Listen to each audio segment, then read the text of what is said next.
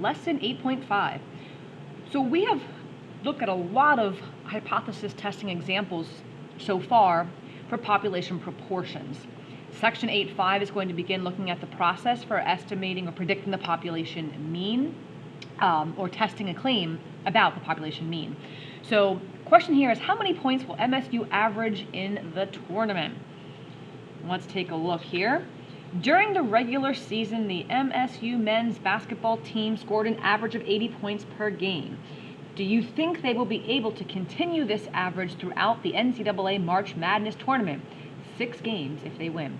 Mrs. Hoven predicts that they will score less than their average since they will face stronger opponents than in the regular season. Well, let's see. In order to predict how MSU will score in the tournament, below is a random sample of 6 games from this season in which MSU played a top 25 team. So here are the scores. The sample has a mean of 73.167. All we'd have to do is put that into our calculator, stat edit, make that go into, say, list 1, and then stat calc, number 1, one variable stat, to get our mean, and our standard deviation. So that's just been given to us. Use this data to conduct a significance test at a 5% significance level.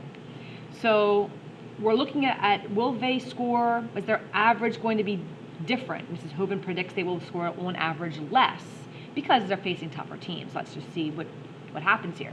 So the population, not going to be totally formal yet with our state plan to conclude, just kind of getting all the pieces out there for this. Population will be all MSU games in the tournament. The parameter will be the true mean score. The sample would be the 6 games that we have pulled for our survey, and the statistic would be what we found. What we found here to be our sample mean of 73.167. So let's write the hypotheses. The null hypothesis, the mean being equal to 80, we assume that they're going to score on average what they have so far. Mrs. Hoven thinks that they're going to score on average less, so that's our alternative hypothesis.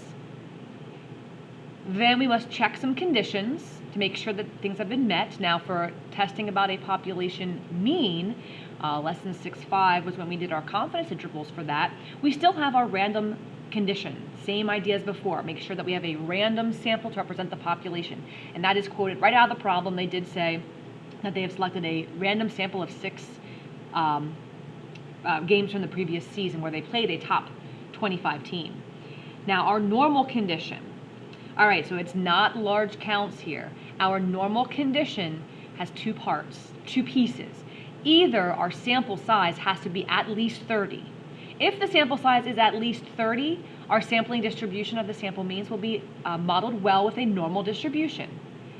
But if the sample is less than 30, we are going to need to look at some kind of a graph, a dot plot, a histogram, a box and whisker plot, something that we could use to help us assess the normality that the sample likely came from a population that is normal.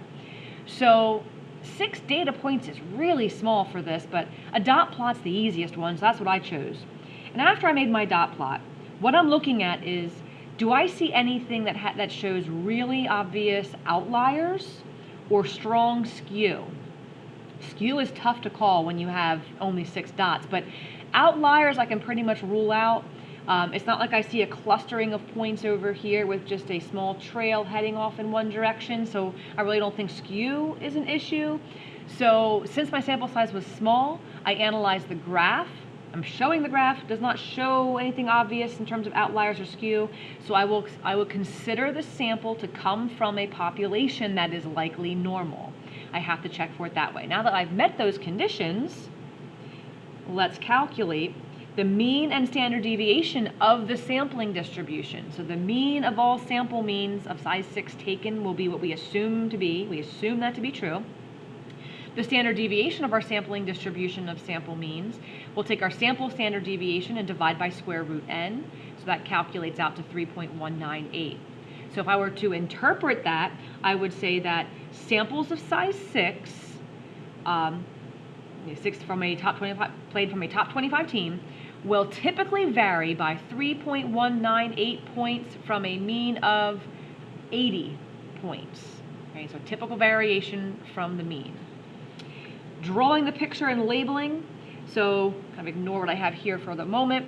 When I draw the picture, I have a normal distribution because I established that condition above.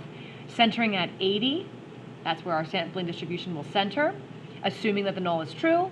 And here's where my sample value fell, which was definitely less, but is it less enough to have occurred by anything other than pure chance? So we'll get that area for our p-value in a moment. But the difference now, since we're dealing with a sampling distribution of sample means, we noted before that we're going to have to use a different value, a t-star value, not a z. So our different table is going to be needed there.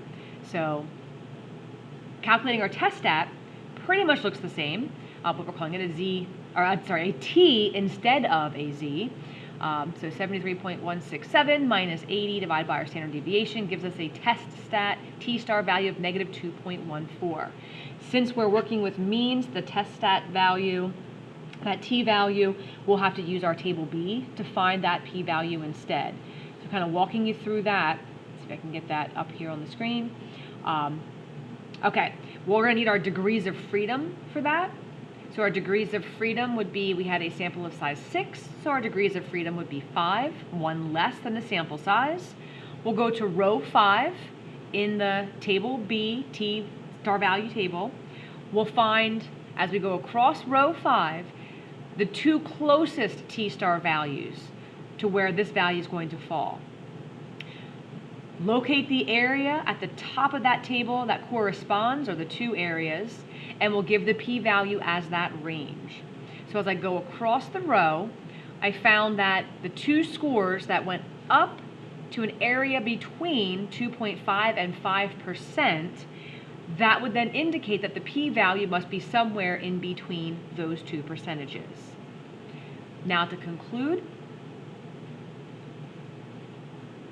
just like before, we need to link the p-value to alpha, decide what to do about the null, and state our conclusion in terms of the alternative.